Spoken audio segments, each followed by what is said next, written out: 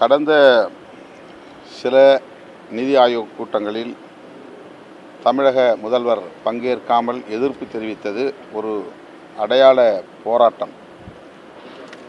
அதுவே தொடர்ந்து நீடிக்க வேண்டும் என்பதில்லை. இந்த முறை முதலமைச்சர் அவர்கள் கலந்து கொண்டு தமிழ்நாடு அரசுக்கு ஒதுக்க வேண்டிய நிதியை ஒதுக்க வேண்டும், நிலுவையில் இருக்கிற நிதியை உடனடியாக வழங்க வேண்டும் என்று வலியுறுத்தியிருக்கிறார். இது ஒரு முதலமைச்சருக்குள்ள பொறுப்பு, கடமை.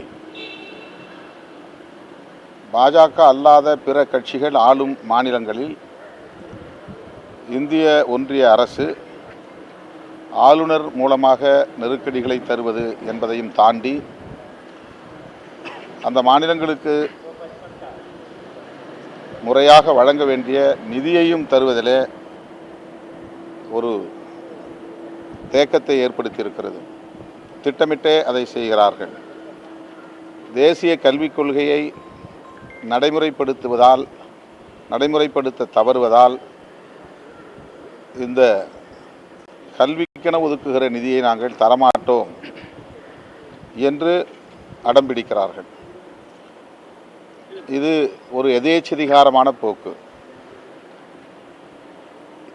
இவ்வாறு தடுத்து வைத்திருப்பதை அல்லது நிறுத்தி வைத்திருப்பதை தமிழ்நாடு மாநில அரசுக்கு ஒதுக்க வேண்டும், உடனடியாக அதை வழங்க வேண்டும் என்று இந்த கூட்டத்திலே முதலமைச்சர் வலியுறுத்தியிருக்கிறார்.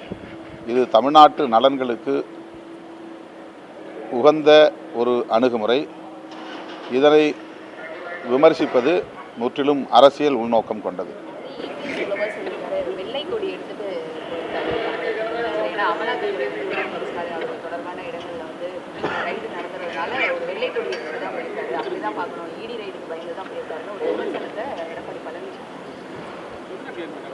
எதிர்கட்சி அந்த கருப்பு பழுவிட்டவர்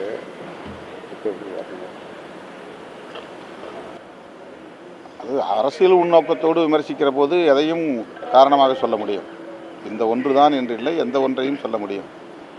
பாஜக திமுகவோடு நெருங்கிவிடக்கூடாது, நல்ல இணக்கத்தை உருவாக்கி கொள்ளக்கூடாது என்கிற பதற்றம் அவர்களிடையே வெளிப்படுகிறது. திமுக மதசார்பற்ற முற்போக்கு கூட்டணியை தலைமை தாங்கி வழிநடத்துகிற போது அப்படி ஒரு வரலாற்று பிழையை அது செய்ய வாய்ப்பில்லை என்பது தமிழ்நாட்டு மக்கள் அறிந்த ஒரு உண்மை. அது எதிர்க்கட்சித் தலைவர் எடப்பாடி பழனிசாமி அவர்களுக்கும் நன்கு தெரியும். ஆனால் திமுகவின் மீது ஒரு சந்தேகத்தை எழுப்புவது என்கிற அடிப்படையில் இந்த விமர்சனத்தை முன்வைக்கிறார் என்று நான் கருதுகிறேன்.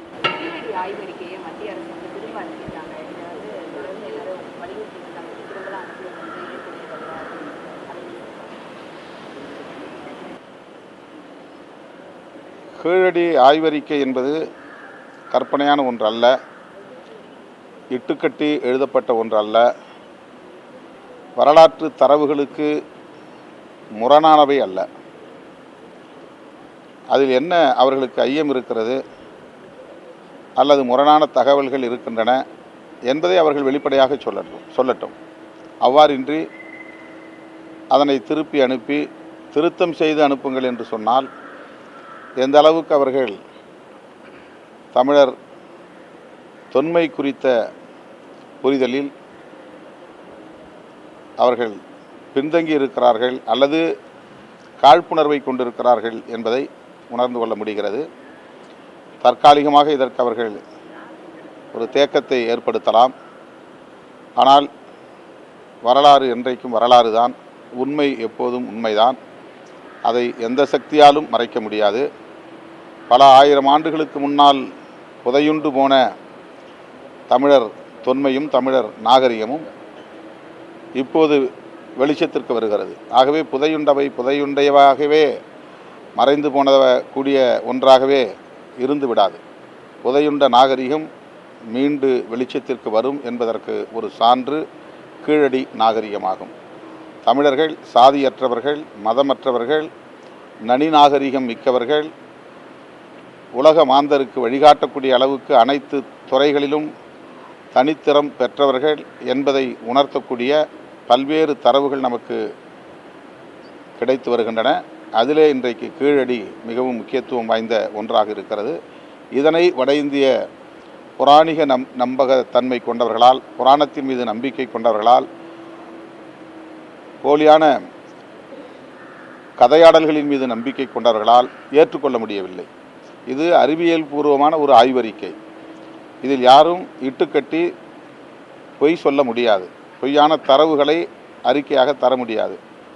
இருந்தாலும் வட இந்தியர்கள் வேண்டுமென்றே தங்களின் காழ்ப்புணர்வை வெளிப்படுத்தும் வகையில் இந்த நடவடிக்கையை மேற்கொண்டுள்ளார்கள்.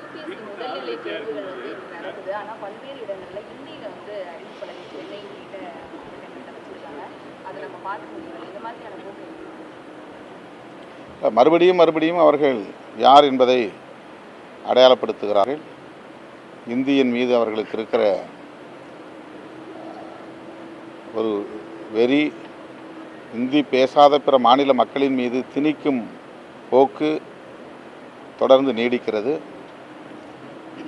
ஒரு மொழி ஒரு கலாச்சாரம் என்பது இந்திய தேசத்திற்கு உகந்ததல்ல, அரசமைப்பு சட்டத்திற்கும் ஏற்புடையதல்ல. அதை திரும்ப திரும்ப செய்யக்கூடிய ஒரு அரசாக இந்த அரசு இருக்கிறது. யூபிஎஸ்சி தேர்வு மையங்களில் ஆங்கில அறிவிப்பு இல்லை என்பது அதிர்ச்சி அளிக்கிறது.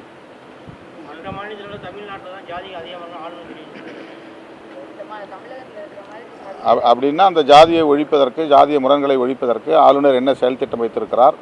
வெறுமனே திமுக மீது குற்றம் சாட்டுவதற்காக இதை அவர் பயன்படுத்துகிறாரா, அல்லது உண்மையிலேயே சாதிய முரண்கள் கூடாது, சாதிய பகைகள் கூடாது என்று அவர் எண்ணுகிறாரா என்பதற்கு ஒரு விளக்கம் தேவை.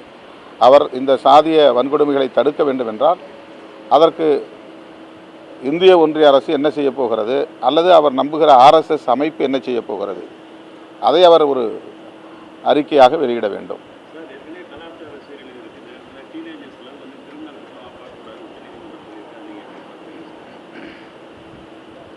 கலாச்சார சீரழிவு என்பது வேறு.